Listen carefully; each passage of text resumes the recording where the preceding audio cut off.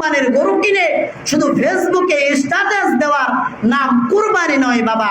কুরবানি কিনে মানুষের কাছে বলার নাম শুধু কুরবানি নয়।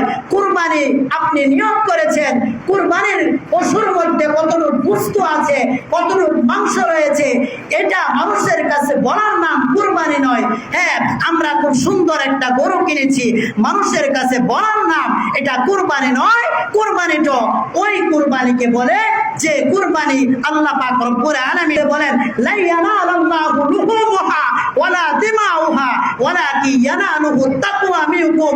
আমি আল্লাহ পাকের কাছে কুরবানির মাংস পচবে না, আমি আল্লাহ পাকের কাছে কুরবানির রক্তও পচবে না, আমি আল্লাহর কাছে কুরবানির পশুর রং কি এটাও পচবে না, আমি আল্লাহ পাকের কাছে তোমার কোনো কিছুই পচবে না, শুধু পচবে ওয়ালাকিন ইয়ানালুহু তাকওয়া মিনকুম। তুমি বান্দা কি নিয়ত করেছো, তুমি বান্দা কুরবানি করার সময় কি নিয়ত করেছো, তাকওয়া মিনকুম, তোমার নিয়তটা আমি আল্লাহ পাকের কাছে পৌঁছবে। বলুন সুবহানাল্লাহ।